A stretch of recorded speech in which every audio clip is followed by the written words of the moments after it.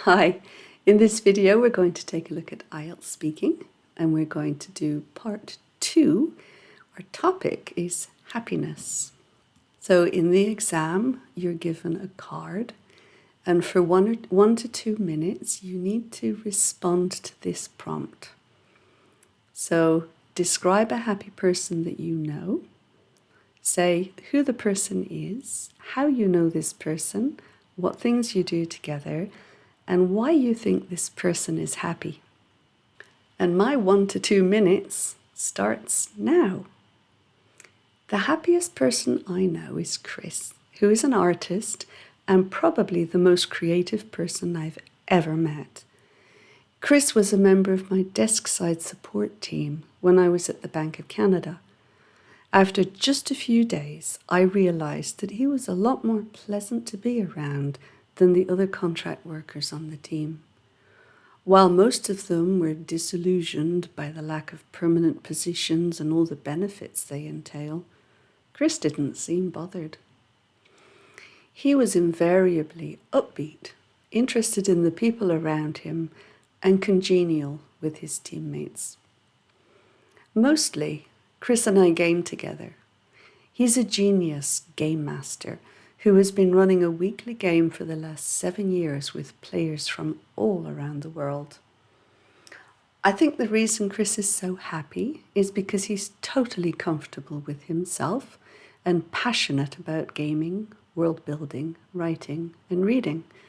I doubt he's ever experienced boredom, and in this line of work, that's rare. Because there are many, many hours when there's nothing to do but twiddle our thumbs. He just picks up his book and loses himself in it until he's needed again. So if we take a look at the transcript of my response, you can see that I've got a very clean structure. I follow the question exactly. First of all, I say who the person is. Then how I know this person, then what things we do together, and finally, why I think this person is happy. You probably noticed as I was speaking that I've used several phrases and idioms and phrasal verbs. And in terms of my sentence structures, I've got complex sentences all the way through.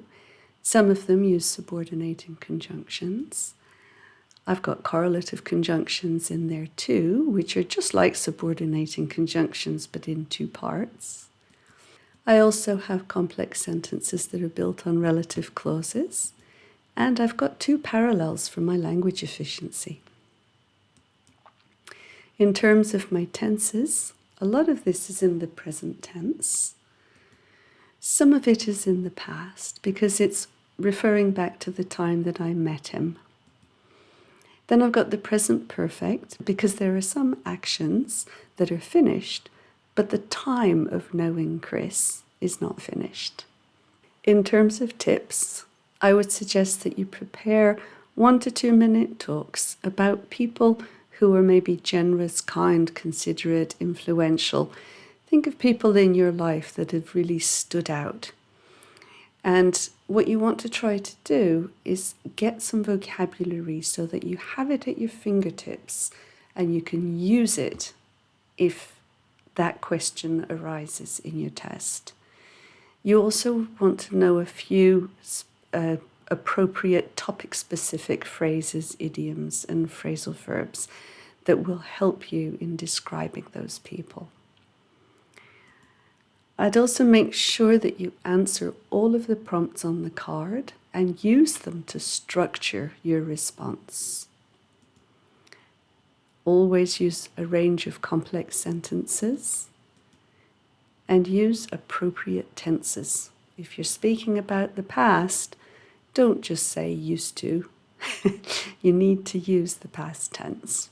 So if you're looking for some help with your IELTS preparation, and you'd like to work with me, do give me a call or contact me. You'll find that contact in the comment section below. Thank you very much for watching. I hope you liked my video. Click the like button if you did. and I will see you next time. Bye bye for now.